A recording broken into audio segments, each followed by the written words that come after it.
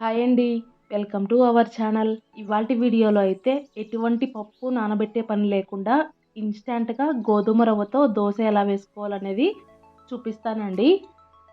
గోధుమ రవ్వతో ఎప్పుడు ఉప్మానే కాకుండా ఇలా ఒక్కసారి దోస ట్రై చేయండి. చాలా చాలా టేస్టీగా ఉందన్నమాట. ఇంకా మనం అప్పుడప్పుడు దోసకి పిండి నానబెట్టడం మర్చిపోతూ ఉంటాం కదండీ! అలాంటప్పుడు ఇన్‌స్టాంట్‌గా కేవలం ఒక 10, 15 నిమిషాల్లో చేసుకోవచ్చండి.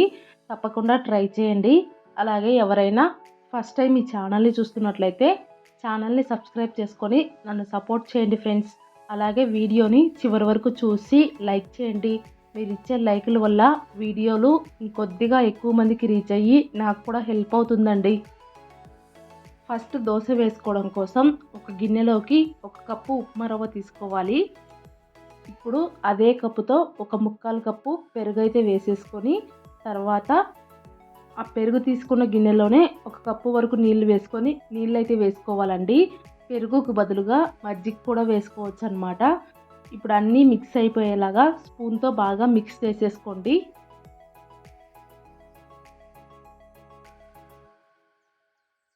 తర్వాత గిన్నె పైన మూత పెట్టేసి ఒక 10 నుంచి 15 నిమిషాల పాటు నాననివ్వండి.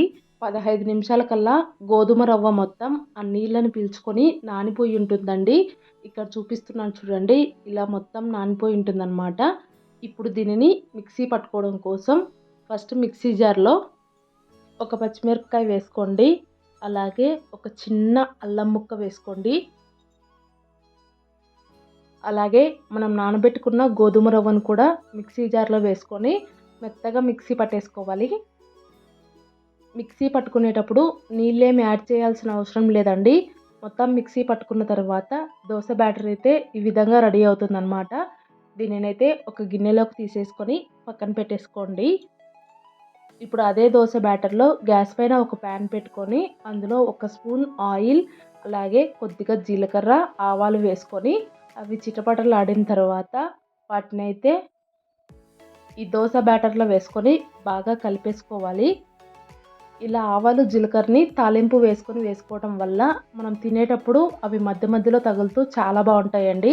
ఇప్పుడు అందులోనే ఒక అర స్పూన్ ఉప్పు కూడా వేసుకొని ఉప్పు మొత్తం దోస బ్యాటర్లో కలిసిపోయేలాగా బాగా కలిపేసుకోండి. ఫైనల్గా ఒక చిటికెడంత పసుపు కూడా వేసేసుకొని కలిపేసుకోండి.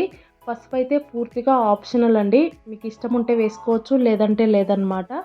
పసుపు వేసుకున్న తర్వాత మొత్తం మిక్స్ అయిపోయేలాగా బాగా కలిపేసుకొని ఇప్పుడు దోస వేసుకోవడానికి గ్యాస్ పైన పెనం పెట్టుకొని పెనాన్ని బాగా హీట్ అవ్వనివ్వండి.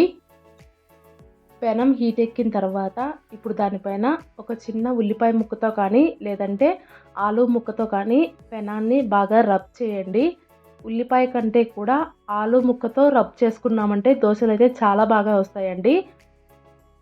తర్వాత మనం కలిపి పెట్టుకున్న దోశ బ్యాటర్ని ఒక గరిటె వేసుకొని దోశలాగా వేసేసుకోవాలండి. కొంతమంది అయితే వంట సోడా వేసుకుంటారనమాట. వంట సోడా వేయడం వల్ల అవి హోల్స్ లాగా పడతాయండి. నేనైతే వంట సోడా ఏమీ వేయలేదనమాట. ఇలా వీడియో క్లిప్లో చూపించిన విధంగా దోశని కొద్దిగా మందంగా వేసుకొని దానిపైన కొద్దిగా ఆయిల్ వేసేసి దోశనైతే కొద్దిసేపు కాలనివ్వాలండి. దోశ ఒకవైపు కాలిన తర్వాత చల్లాకుతో రెండవ వైపుకు టర్న్ చేసుకోవాలి. చూసారు కదా దోశ అయితే ఎంత బాగా వచ్చిందో. మీకు ఇంకా స్పాంజీ లాగా కావాలంటే వంట సోడా అయితే వేసుకోవచ్చండి. నేనైతే వంట సోడా ఎక్కువగా వాడనన్నమాట. సో ఇలా రెడీ అయిపోయిన దోశల్ని ప్లేట్లో వేసుకొని చట్నీతో సర్వ్ చేసుకొని తిన్నామంటే చాలా అంటే చాలా బాగుంటాయండి. ఎప్పుడు బియ్యం పిండి దోశలే కాకుండా ఇలా ఉప్మా రవ్వతో ఒక్కసారి దోశ చేసుకొని చూడండి. అలాగే రెండో దోశ వేసుకునేటప్పుడు పెనం అనేది ఓవర్ హీట్ అయిపోకుండా చూసుకోండి. పెనం ఓవర్ హీట్ అయిపోయిందంటే పిండి మొత్తం గరిటెకి అంటుకుపోయి వస్తుందండి. సో కొద్దిగా గ్యాస్ని మీడియం ఫ్లేమ్లో అడ్జస్ట్ చేసుకొని దోశ వేసుకోవాలి. అలాగే దోశ వేసుకునేటప్పుడు గరిటెతో గట్టిగా రుద్దేయకుండా కొద్దిగా నెమ్మదిగా వేసుకోవాలండి. అంతేనండి. దోశలైతే ఎంత చక్కగా వచ్చాయో చూడండి. ఉప్మా అంటే ఇష్టం లేని వాళ్ళకి, ఇంకా షుగర్ పేషెంట్లకి ఇలా ఉప్మా రవ్వతో దోశ వేసి పెట్టండి. చాలా టేస్టీగా ఉంటాయి. ఇంకా ఇష్టంగా కూడా తినేస్తారనమాట. మీరు కూడా ట్రై చేసి మీకు ఎలా కుదిరాయి అనేది కామెంట్ చేయడం మాత్రం అస్సలు మర్చిపోవద్దు. అలాగే ఈ వీడియో మీకు నచ్చినట్లయితే ప్లీజ్ లైక్ చేయండి, షేర్ చేయండి. కొత్తగా కనుక ఎవరైనా ఛానల్ని చూస్తున్నట్లయితే సబ్స్క్రైబ్ చేసుకోండి.